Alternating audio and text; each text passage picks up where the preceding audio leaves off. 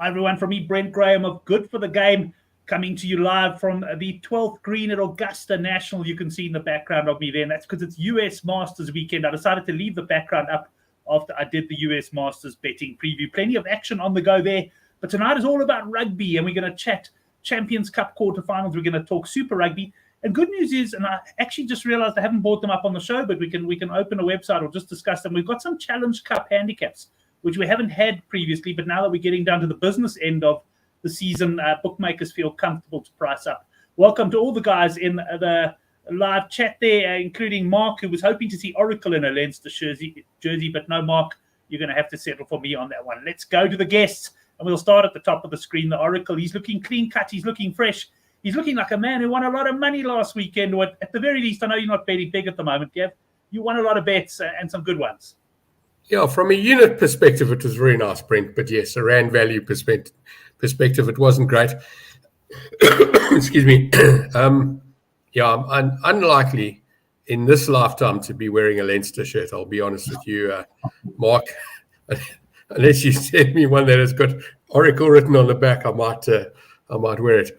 It was a good weekend. We didn't talk about the Challenge Cup games that I lost on the Lions game. I did think that they'd. In fact, I actually didn't take a bet before the game. I took a bet when they scored the first try, thinking, they started off well, they're going to play well. And yes, I lost on that game. Lost on the Cheetahs game, I won. I took plus 10.5. I think it was at 17-10 or 18-10, something like that. I like that. I didn't spend a lot of money on it, but I won on that game. And the Sharks were phenomenal. And the Bulls, and I've got a story to tell about the Bulls. I'll say it now, actually, before we move on to anybody else. So I read this. I'm chuckling before I've even told the story because I think it's crazy. So apparently the Bulls had to fly in 8 flights to take their game on with Northampton this week. They're obviously buying business class tickets. And I thought to myself, why would they need 8 flights? Surely they booked this plane in advance. And apparently they were waiting to see if they were going to win. They weren't watching the betting boards because the betting boards had them at minus 19. I was happy to take them at, I took minus 24, minus 27, minus 30. And if I'm sticking money on them at those numbers, why the hell are their risk department or their travel agency department saying, we've won this game, let's buy the tickets? And at absolute worst, go to the airline and say, we'd like to buy these tickets up front. There is a small percentage chance we're going to lose this game. What's our refund percentage? 95, 90, 92. They've got to come up with some sort of plan because I believe they overpaid for tickets. They screwed around with their whole, I'm not even going to call it a squad, but there's probably 60 people that go, including the players. And over 8 or 9 flights is just barbaric. Apparently, they only got together on Wednesday morning with some people leaving on Sunday night. And I'm sorry, Hendricks just said it's SO Rugby. I'm sorry, heads should roll on the back of that. They were 1-20 to win the game. They were minus 19 at 9-10, which I called it a rubbish quote. It was way too low. Come on, man. Put your money where your mouth is. You expect your team to win. Have a go. I mean, that's just ridiculous. And let's go to the Stormers. Now, I'm watching the Stormers game. I've had a punt, Nathan, as you know. We'll be with you shortly, don't worry. Yeah. I can connect later if you like. I'll be 2 minutes. I won't be too long. So the Stormers, I've backed the Stormers, as I said last week. I lost on that game as well. Obviously, you guys won on it. You called La Rochelle correctly. At 16-0, I'm thinking to myself, how do you lose this game from this point? I didn't take another bet at 16-0, but I'm sitting, I'm comfortable. I grab another beer. I'm enjoying myself. And then we get to the end of the game. So the last few minutes, they need to score 7 to win the game. Stormers go over the try line, and the Oaks like celebrating and the crowd celebrating. I looked at my wife and I said, why are these people celebrating? They haven't won the game.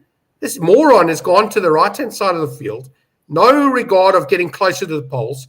And I'm sorry, if you lose by 6 or you lose by 1, you've still lost the game. Keep the game going. If your only chance to score a try in the corner, don't even bother. Play the ball back in, have another 5 rucks and have a go at the poles. In that wind, at that moment, you need 7 points. You can't put all the risk onto the kicker. And then Stoneman comes onto our group and he goes, Willem, so whoever it is stuffed it up. He's right, but he's also not right, because the try scorer and the team, the last 3 or 4 passes that got to that point, is criminal. You've got to go for the poles. I promise you, give me 3 minutes with a rugby team in the change room at halftime. I've been watching Chasing the Sun. You give me 3 minutes of these people, I'll tell them what they've got to do. Anyway, that's my rant for the week. Okay, I made money. Almost on the verge of muting you there. I think if he had gone high on Nathan making his first comment of the 5.5 minutes, he would have made money on the show. Nathan, I'm going to come down to you now. I doubt you got anything to add on the last week. But anyway, how things going with you? Did you manage to come out ahead last weekend in the end? Yeah, absolutely. I mean, the Stormers lost, but from my perspective, who cares? The closing line, the line all week was 2.5. So, this is a game where you back the plus. Yeah, of course. I took him on the board. Yeah. Right. Yeah. I mean, we kind of called it last week. I think everybody was against that in the chat, so that was a good one. It was a really good weekend. It could have been a bit better. I had both sides of the points line in that Brumbies Waratahs game, so I needed the missed conversion right at the end to scoop both bets. So it was a pretty close run thing, but overall, really good. Just to come in now, Gav, on my weekend, I had a pretty good one because my best bet was La Rochelle at 8-10. So to Nathan's point, if you took the plus 2.5 Stormers, you won. If you took the 8-10, even plus 1.5. But as much as you were shouting, because I was at the track, Royal Victory, Chris's horse winning another Grade 1 feature, so we had a lovely time at Turfentine. But I was watching it on my phone, and as much as you were angry with the guy for not going closer to the posts, I was pissed off with the La Rochelle guy for allowing him to cut in. Because although he didn't go he could have got close, I agree with you 100%. But for me, the guy should have forced him out. And it's funny how we both look at things differently. But in the end, I think it was quite a windy day down there and a pretty tough kick. And I know Henrik was on La Rochelle as well, and he really enjoyed that missed kick. But gents, let's get into the show because we've got a number of games to talk about. I want to start with Super Rugby. And Nathan, I'm going to bring you in first. We got Moana Pacific here. They are playing, I think, somewhere in northern New Zealand this game is taking place. Plus 15.5 against the Reds. And we've got a points line of 60.5. I had a quick look at the weather. Looked a little bit grim from what I could tell. Nathan, what have you got for us in this one? When I looked at the weather, I thought it was actually going to be okay. So I can recheck that. But yeah, long story short, I think the Reds is the right side here. And clearly we saw what happened with Moana last week. And then it would have been a spot where the Reds could maybe have given a few fringe players a bit of a run out, and they haven't done that at all. They've brought all the big guns. They're bringing the firepower. And as soon as I saw that, I thought, this line is too short. So I was on it at 12.5, but I think the number you had up there, I think was 14.5. We didn't get that. Take that all day. Oh, you got 15. Yeah, okay. Yeah, so that's and I think I actually haven't got the Good for the Game website open at the moment, but I think I kept this somewhere around there was a big difference. I was around minus 19.5 or something. So I'm also very much in the Moana camp here. Anything else on that game then before we go to Oracle? No, I mean, it's just one of these ones which, depending on how you go about pricing something up, as you said, it's not a true home game for Moana. Yes, it's a bit of, there's clearly some trans-Tasman travel for the Reds, but depending on how you want to judge that home field, they're not getting you're not going to get any like a huge amount of support. It's not going to be like it's influencing the referees or any of that kind of thing, which would generally factor into some home field advantage. So again, that's kind of a plus for the Reds. Right, Dan, I see you talking about the Crusaders being your best bet. We'll definitely talk about that later. And Dan, coming in from Twitter, quite rare. We get quite a lot of views on Twitter, but not a lot of comments. So Dan, good to have you on there. Right, Oracle, Super Rugby, I know you focus more on the Champions Cup, but anything that you like in this game? I know you're not a Moana fan at the moment. How could you be? I mean, how could anybody be? They're rubbish. This is not enough. Again, not enough. But I'll tell you, I'm suspecting there's even a better bet with your points line at 60. And this is not a weather bet. This is purely a what can they do bet. Because at 15, at 60, that's 45, 22. Pacific are not scoring 22 points here. So you could go under 22.5 or even 21.5 for that matter on the Pacifica. The Reds should beat this handicap. Whether they score 37 points or not, that's another story. So I'd go low on the points here or under on the points, and I'd definitely go under on Pacifica points. But I think this handicap it's not enough. It should be around 20, 22 points. maybe even 25. Seriously, this is rubbish. This team's rubbish. Well, let's stick with you for the second game. I've already just seen Dan put up, he likes the Crusaders on the handicap here. This handicap sort of bounced around a little bit. A bookie I went to just before we had plus 9.5 Waratahs. I think there is some plus 10.5. I may even be some of 11.5 out there during the week. Gavin, so we got Waratahs at home against Crusaders. Let's work on plus 9.5 or thereabouts, and a points line of 54.5. Yeah, Crusaders minus here for me. I've got to say this is bottom of the barrel stuff. The Waratahs were very poor. I heard Nathan talking about that earlier. I didn't even see the last kick because I left when Brumbies were well up, and I knew that they weren't coming back, so I didn't bother watching the rest of the game. But for me, the Crusaders have turned the corner with that win the other day, and I think the minus is on the cards. Yeah, Waratahs have given me nothing here. So minus Crusaders. It's not my best bet of the weekend, but on this game, I'm a minus punter.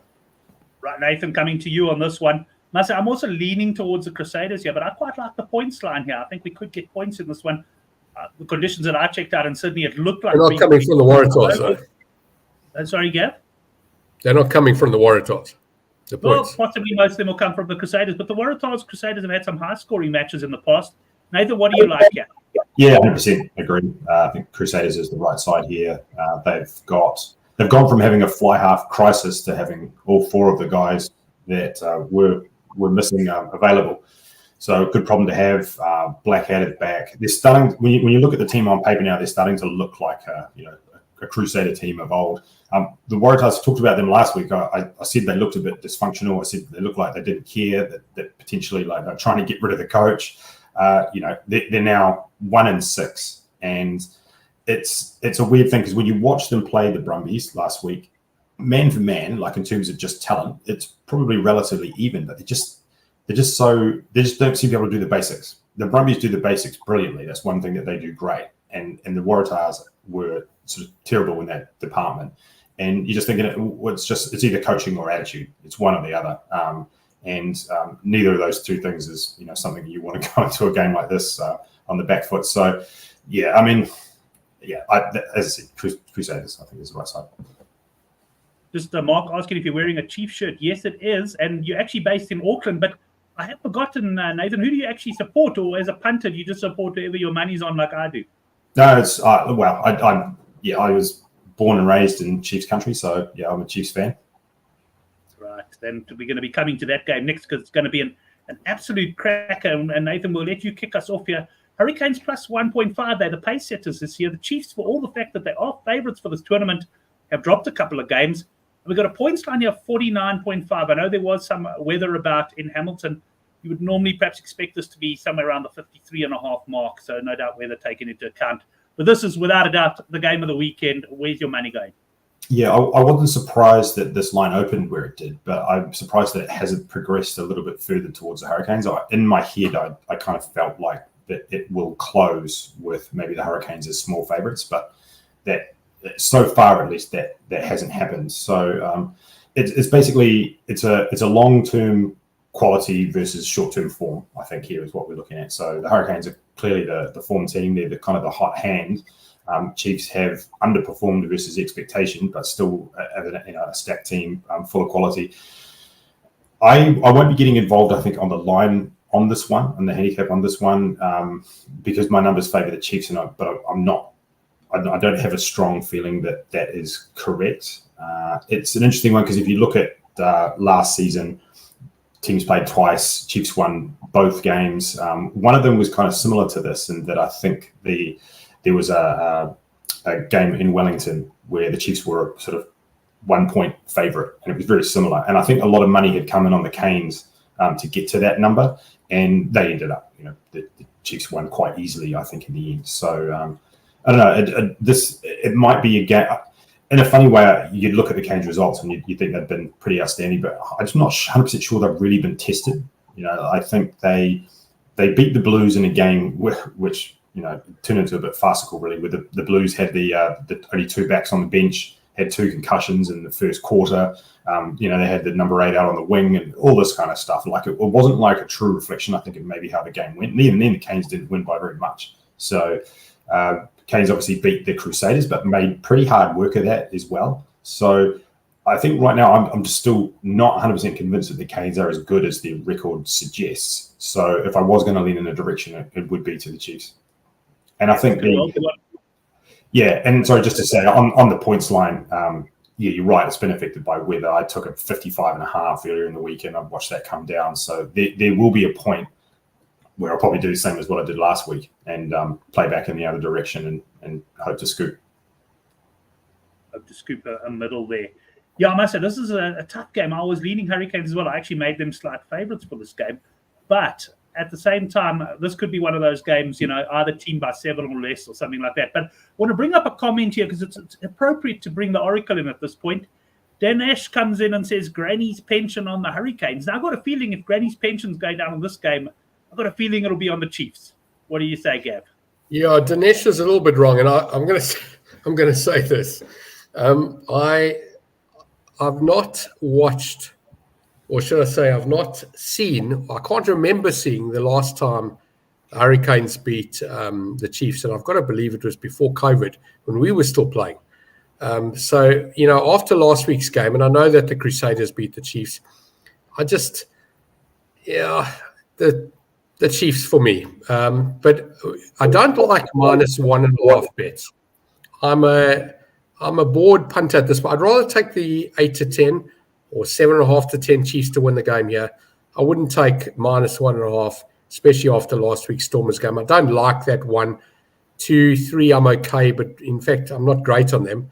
I'm a 4 or more punter when it comes to minus, or I'm a board punter if it's less than that. So Chiefs on the board here, and it's not Granny's pension stuff. I think this is the highlight game of the weekend. I think it'd be great, but I do think Chiefs will edge it. So it does go into your 1 to 7 call, but I think the Chiefs have got enough to win this game. And I can't remember them winning. I can't remember Hurricanes getting the upper side of the Chiefs in a few years now, actually. Well, I'll take your word for that. I haven't looked at the head-to-head on that. But, Gav, let's go into the last game. It's the Rebels plus 3.5 against the Highlanders. The Rebels, this is, of course, being played in Melbourne. From what I can tell, conditions should be decent. And we've got a points line of 57.5. Anything for you in the final Super Rugby game? Yes. I would have thought the Highlanders were probably a bigger minus here. This handicap's caught me by surprise. I'm going to have a small punt here, Rebels, to win the game on the board, probably 14, 15 at 10. Small punt. I just think after their smashing of that Drua team, especially the second half, Highlanders haven't given me that much. So, yeah, I'm a small Rebels board player here. That's it. Small. Don't like this game, but I will have a bet. And Nathan, over to you on this one. Yeah, I've sort of flip-flopped a little bit mentally on this game, and it has come down a point from 4.5 after the teams come out. There was a few kind of quite random selections by the Highlanders. I think it's probably right where it should be now, but I do quite like the under in this game. I think sort of mentioned a couple of weeks ago that I think the Highlanders will, in general, be an unders team because they kind of do a lot of the basics well in terms of set piece and defence, but they just seem to be unable to sort of find that attacking edge to score. And the Rebels last week, a lot of the platform that they laid for beating the Drua was based on set piece. I don't think the Drua contested a line out all day, and they were getting scrum penalties from every single scrum. That won't happen here. I think it'll be very even in terms of set piece, and that'll probably kind of cancel each other out and lead to a bit of a stalemate, I think. Yeah, Henrik making the point about Melbourne being high scoring, and that's the one thing I was also originally looking at unders in this game, but I also just got that fear of Melbourne as being just a very, very fast ground. But I also think there's something in the water there. Yeah, definitely something there. Connor coming on and saying, do we have something sorry, I was just going to say something like that. I mean, there needs to be some sort of theory behind it. Like, what's the science behind why Melbourne would be a high scoring ground above any other? You know what I mean? I think it actually comes down to quite often, I would say there's two reasons why a ground might be high scoring. One, if it doesn't get a lot of humidity for one thing, because I think humidity for me is a great unders factor. But for me, it's actually the state of the pitch. Like if you look at that Cape Town, okay, they've relayed it now, but if you look at that Cape Town pitch, when the pitch rips up on that, and I think that Melbourne, I don't know, don't they play some other sports on there or something? Yeah, they do. So it just seems to me, it looks like it's closer cut than some of the others. But yeah, haven't researched it. But I agree with you. If you're going to come up with a theory, like they probably got to look at it. But for me, I think it's what I would call a fast track. Suits running rugby, and if conditions are good, as opposed to some grounds where it's quite heavy underfoot. I put Durban in that category as well, where I often get the feeling there's just a bit of heaviness. But yeah, that's just pure perception. Haven't done any research into that one. Right, let's just have a look. Anything else in the comment section from the guys before we move on to the Champions Cup quarterfinals? Now, we are down to quarterfinal stage, and we've had some big price movements already this week. And Nathan, I'll kick off with you. We've got the Bordeaux Beagles here, minus 17.5 against Harlequins. I priced this one, I think, somewhere around minus 21.5 Bordeaux, if I'm not mistaken. So not surprised to see the early line of sort of minus 13.5, 14.5 has come out.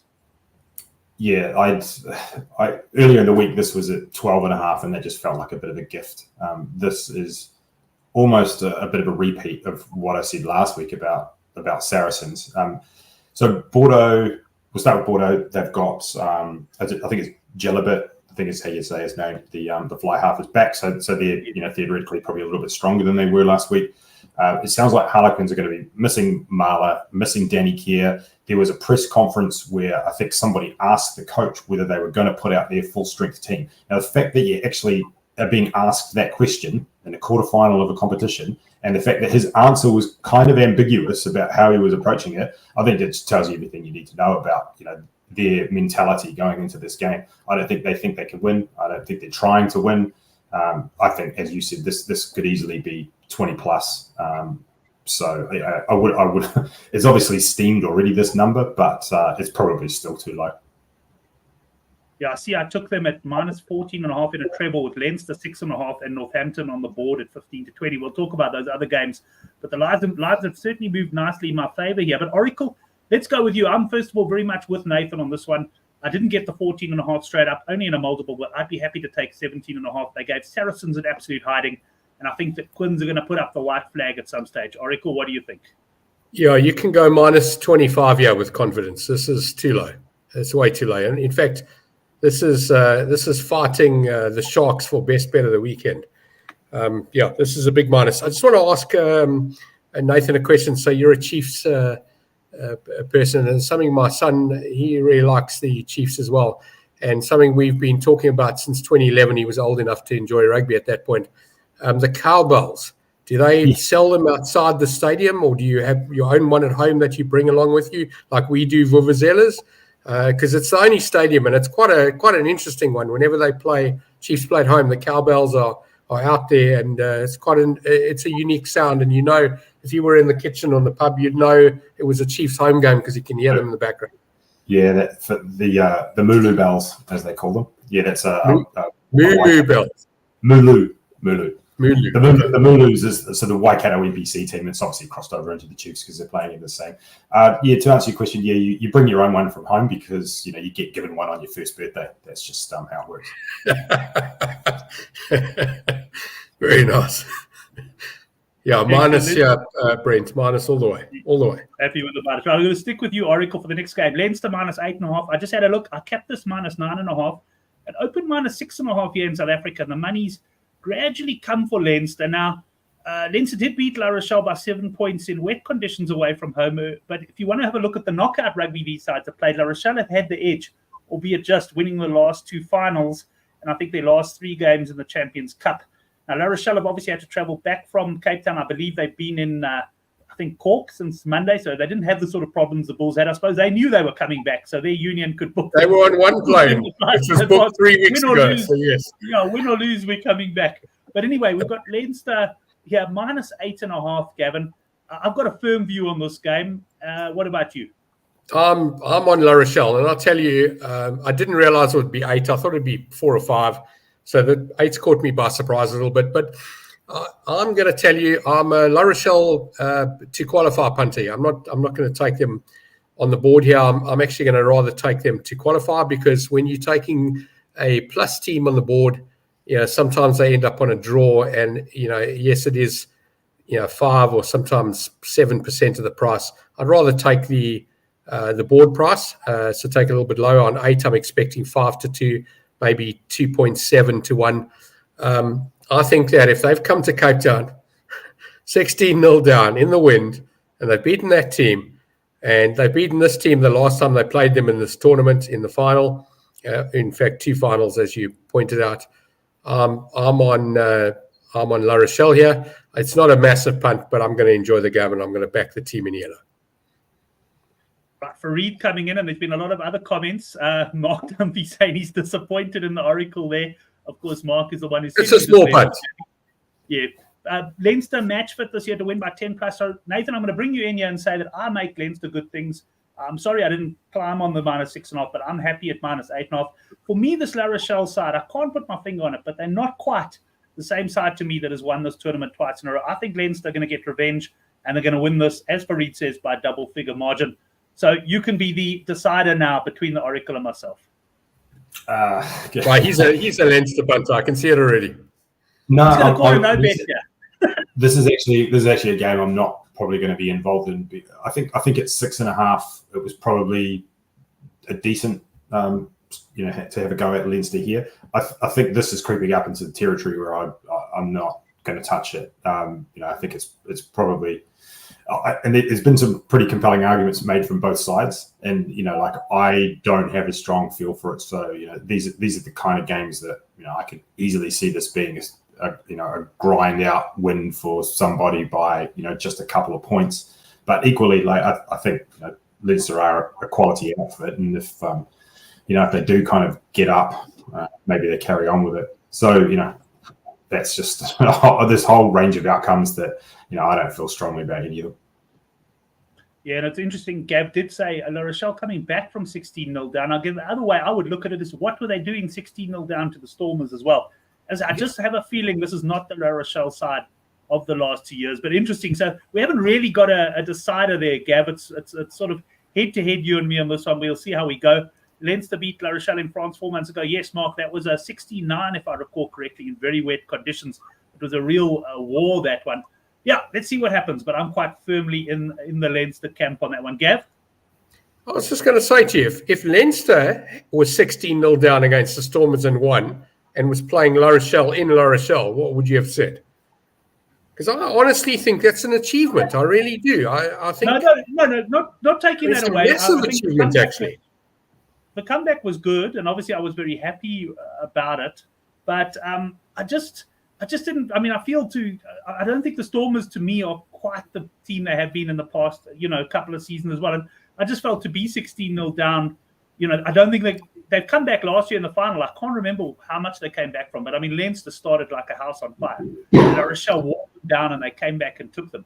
And I just don't see, I don't see them doing that again. So there you go. There's evidence of a second half comeback in 2 massive games for them. So if they do find themselves 10-0 down or 12-3 down or whatever it is at halftime, back them in the second half, because they probably will come back. They're that kind of a team. So I like them at the price. The price for me is too big for it. It should be closer. That's all. Fair enough. Sounds like maybe a Leinster halftime, La Rochelle full-time bet. And that'll be a big price. And that's a type of bet. You'll probably get something like 5 or 6 to 1 maybe on that. And that's a type of bet to take when you want to watch the game, but you don't particularly want to put yourself under all sorts of stress. Henrik just making a comment here, and I haven't had a chance to read it yet, but Stormers played with a win the first half and La Rochelle with a win the second half. Okay, good point, Henrik. That was a strong win, and that's why the game was a game of 2 halves. So fair enough. So he's pretty much destroyed both of our arguments there, Gav. You said La Rochelle came back from 16-0, and I said, why were they 16-0 down? We know now because of the win. So Henrik's right. They were 13-0 down, but I don't know if the wind was as big as I've seen it before as a factor. So it was a factor. I just don't agree that it's a massive factor. But the Stormers started off the second half quite well and got 16-0 up. So I'm thinking you're 16-0 up. You've got to play a little bit differently. And I'll tell you that La Rochelle defense in the final 10 minutes of the game was fantastic. They made a couple of mistakes, but they defended. And stopping that Stormers player from getting close to poles was an achievement as well. I mean, I could blame the Stormers for not getting closer, but La Rochelle were part of that, and they made sure that he didn't get closer, and they knew what was going to happen. I mean, that kick was crazy. It was wider than the poles away from the poles. It was a miss by a long way, country mile. It was, and let's not forget though that Barney Leboeck won the group stage match with a kick in like the final minute. Obviously, slightly different conditions, but anyway, we onto this. It's certainly going to be one that you don't want to miss this weekend, Leinster La Rochelle. And Gav, I'm going to start with you. I'm going to start with you on the next game because there's been big price movements here. You've already touched on the Bulls travel factor. Now, I got 15 to 20 in my treble, the Saints, when it came out in South Africa early in the week.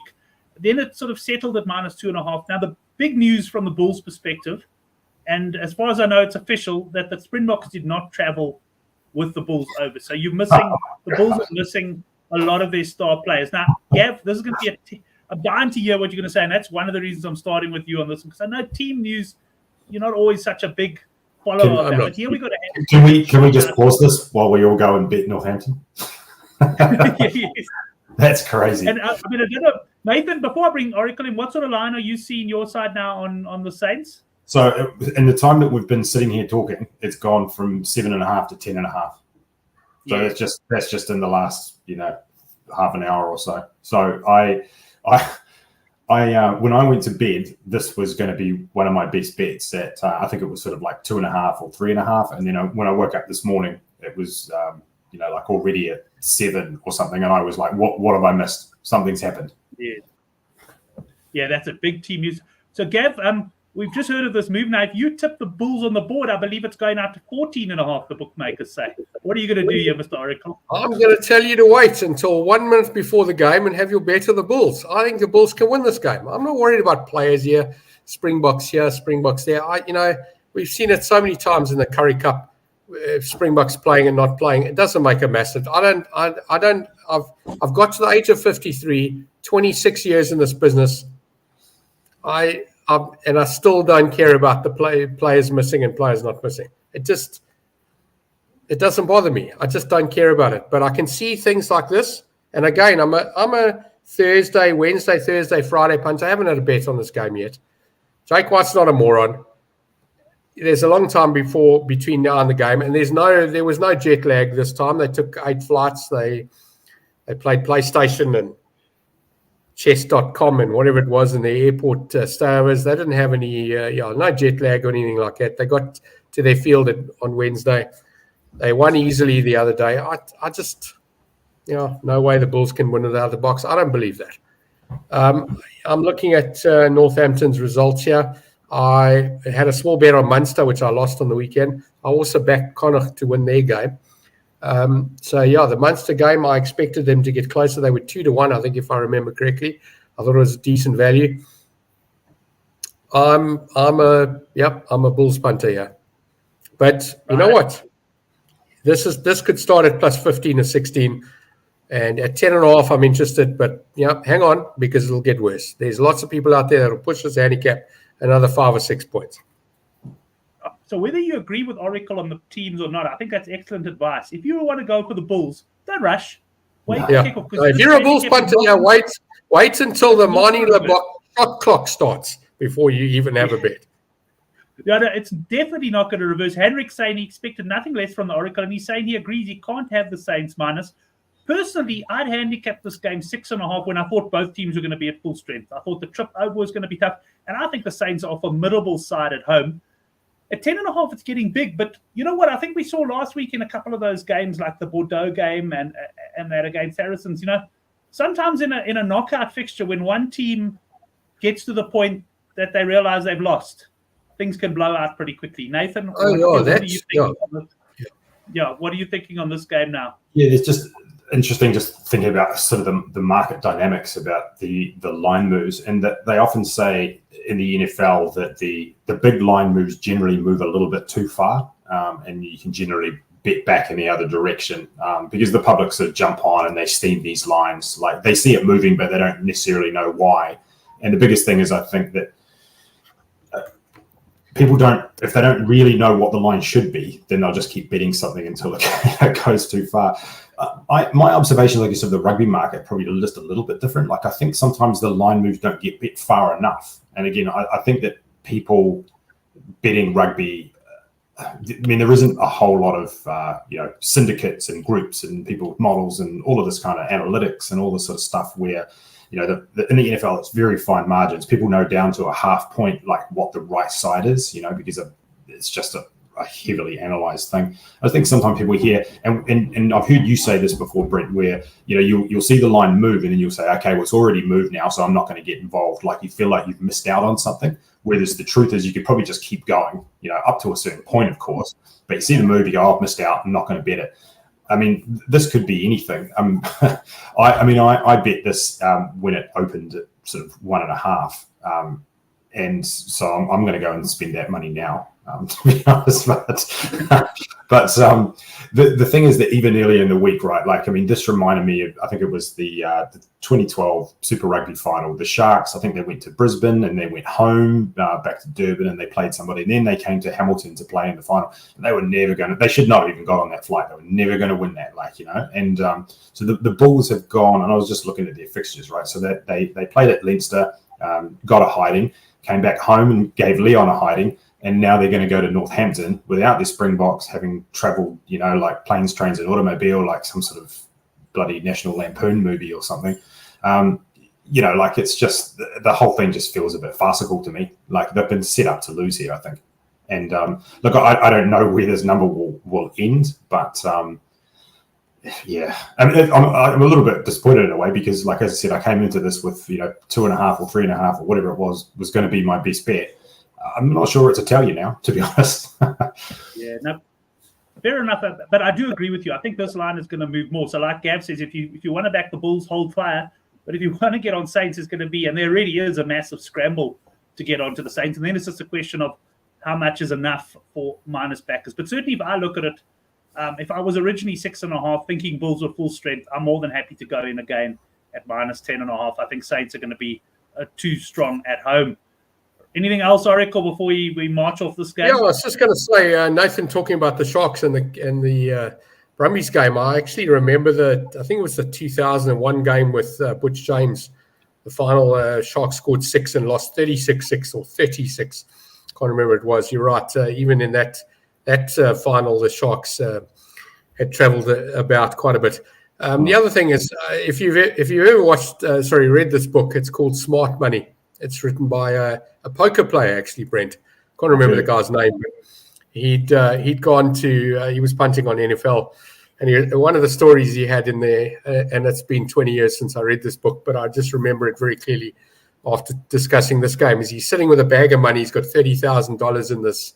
Have a sack or whatever he described it as, and he's sitting inside the sports book in Las Vegas, and the guy says to him, what are you doing? You're going to have a bet? He says, well, he looks at the screen, it's 3.5, and he's been told he's got to punt at 4.5. So he's waiting, and then it goes 4.5, and the guy says, oh, you want to have a bet now? He says, yeah, I've just waited for 4.5. Now it is. He says it took him half an hour to count the money, but he got his plus 4.5, and the team lost by 4 and he got the money. Yeah. So, in the case of the Bulls here, hang around, keep your bag of money in your hands, wait for 12.5, 15.5 and have a go. 100%. Right, last game, we're going to go to Nathan for this. We will touch on the Challenge Cup as well. This handicap has been stable all week. Now, I actually originally capped this game 17.5, but straight away, I just felt when I saw the 21.5, no, the bookies have got this right. I got it wrong. 17.5 was too low. To lose against Exeter, this is a big cap, Nathan. Last game of the weekend, really. If you're chasing at this stage, what do you do? Yeah. Don't bet. That's my advice when you're chasing. Wise. No, it is very rare for me, actually speaking about that, to not know what I'm going to bet before the weekend actually starts. I'm pretty much, as of right now, like locked into already what I'm going to do. I'm actually away for the weekend. I don't want to be looking at my phone and trying to figure out what I'm going to do and all that kind of stuff. But in general, the only time I'm betting, 10 minutes before the game is, where there's something weather related that's changed. But that, that's just me. This one, I think it's probably lined about right. I don't necessarily like a big cap in a game like this. It's sort of, I can't really back against Toulouse. But at the same time, I don't like a number this big. So, yeah, it's not one I'd touch. Yeah, I've got to say that's pretty solid advice. Gav, I'm very much the same, thinking this handicap's about right. Of course, it doesn't mean I'm not going to get involved. Like Nathan says, 10 minutes before kickoff. It'll probably depend how I'm looking in the Masters and how my weekend's going. But at the moment, as I'm sitting here drinking water and level-headed, I'm saying also agreeing with Nathan, nothing strong here, Oracle, and you? I just remember that I keep going back to movies and books here, but what was it? I can't remember the name, with Matthew McConaughey or whatever his name is. Yeah, Show Me the Money or something like that. I don't know. Or something, wasn't it? Or what was it? No, it was the NFL, the betting movie. Okay. I watched. Oh, you're talking about Jeremy Maguire. The Ike said, no, not that one. He was a tipster. So the guy says to him, "You know why they have Tuesday night football?" He says, "No. Sorry, Monday night football. Why they have Monday night football?" He says, "For all the Ikes that lost on Sundays, they can have another go." So, right. Don't get involved in this game. If you've lost for the weekend, switch it off before. But if you are winning and you've got a little bit of extra money, I'm going to tell you the minus is the right way to go here. I'm a minus punter here. I don't see anything less than a 20-point win here. So, I mean, it could be 21 or 19 or 20. But I think this will be more. It's a small minus bet for me. But if I've had a good weekend up until this point, which I'm expecting to, it might just be a few coins just to watch the game. I wouldn't get involved here. But I wouldn't. It's minus or no bet. I wouldn't take the plus. Yeah, I'm with you there. I think this is the kind of game the plus could arrive, but you're going to sweat it out no matter what. Whereas there is a good chance if you back the minus here, you could be feeling pretty comfortable by halftime if to lose run absolutely wide. And that's why for Reed, and I actually agree with your comment here for Reed, you like the big minuses. Just picking the right spot is the key. And Gavin, we only have to go back a week. Chiefs minus 28.5. It's a massive handicap. You were more than happy to take it on. And, I mean, you were never in doubt.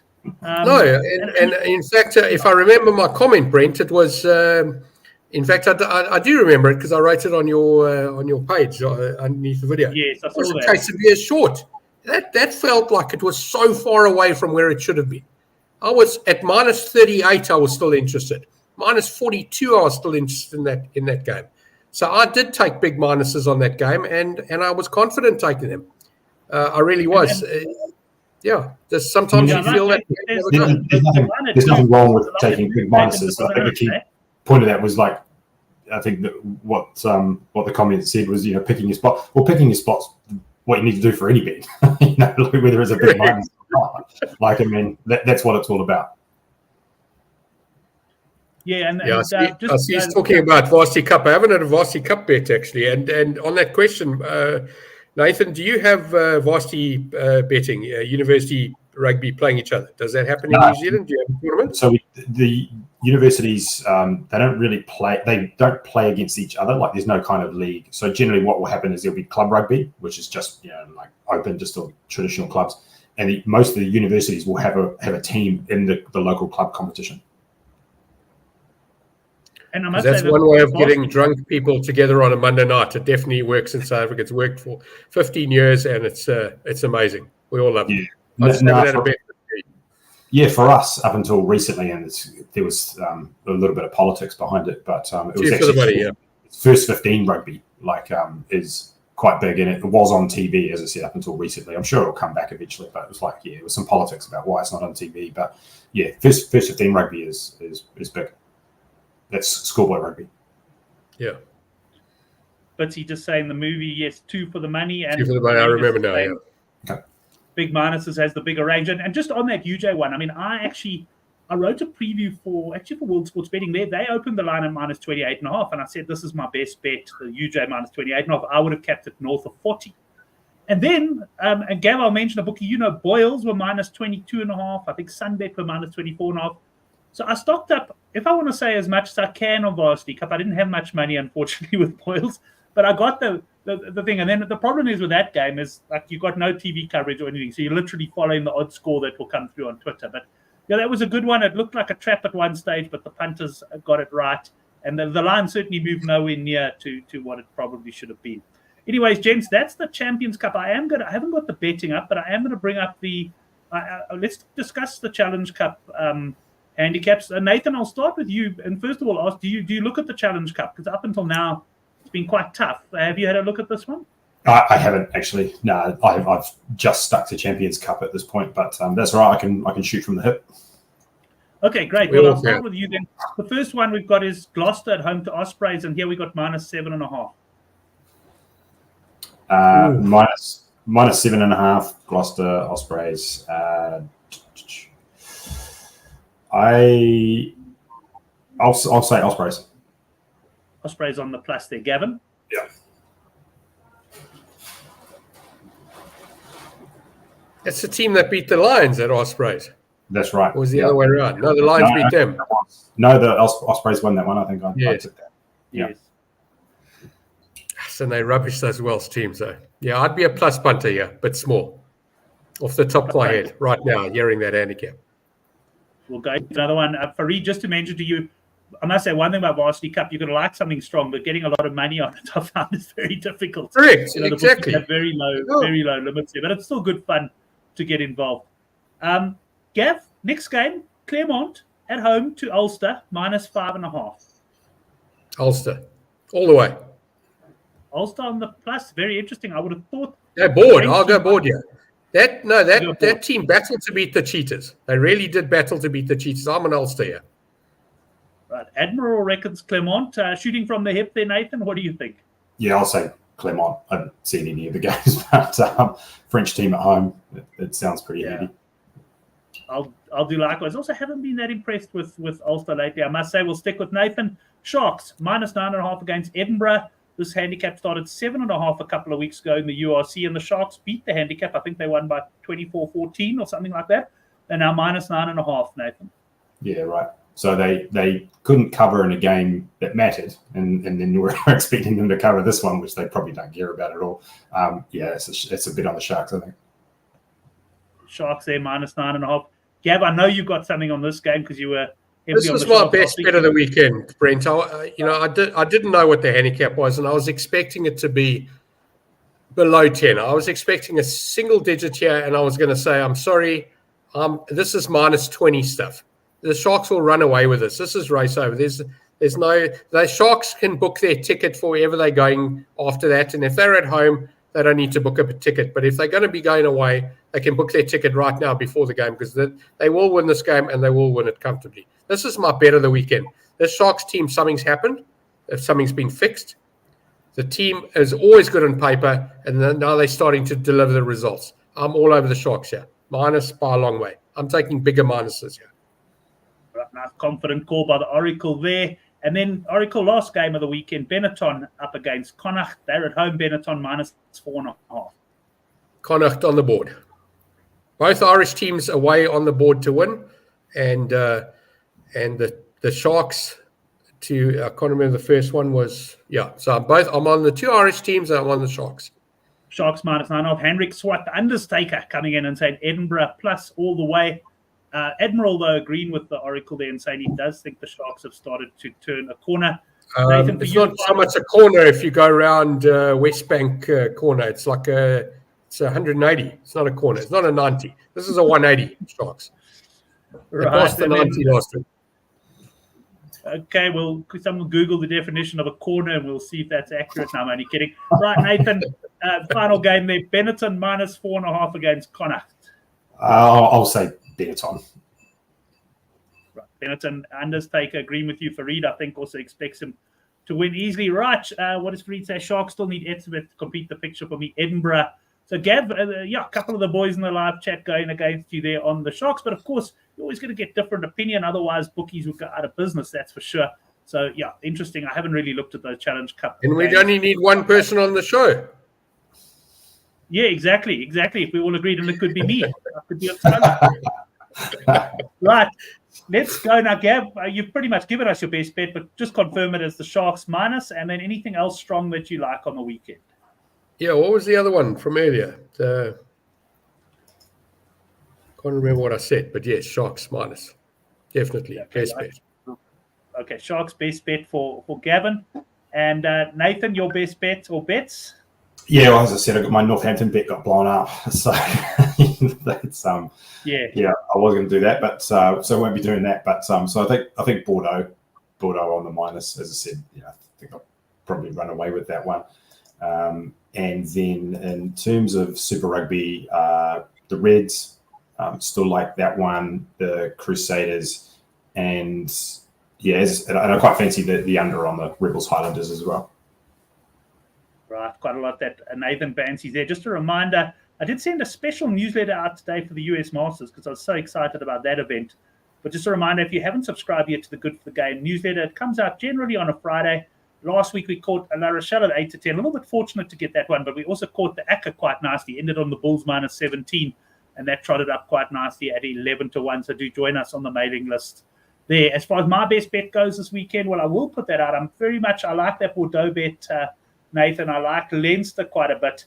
Nothing for me in the Challenge Cup, and I'm a little bit lukewarm on Super Rugby as well as far as this weekend goes. Right, that brings us to the end of the show. Quickly, Gav, I just know you follow a lot of other sports. Anything else that catches the eye on the weekend?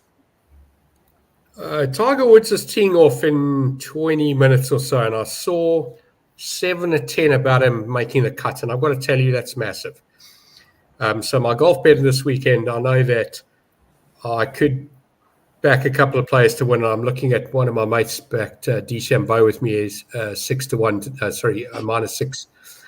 I don't know if he'll hold on and win. I didn't like him. I liked Rahm and Hovland, but I got to say it's 7-10. Tiger Woods, that's a shoe-in. There's 35 geriatrics in this tournament that can't win. So he literally has to beat 10 or 12 mediocre golfers to make the cut here. Tiger Woods at 7-10 to make the cut, I got to say, is the bet of the month.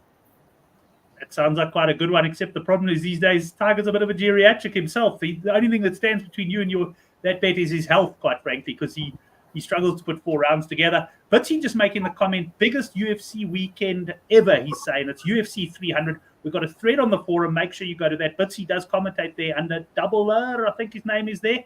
And I might do a video on that tomorrow night. Yes, Gav? It should be URC. It's rugby, not football. Yes.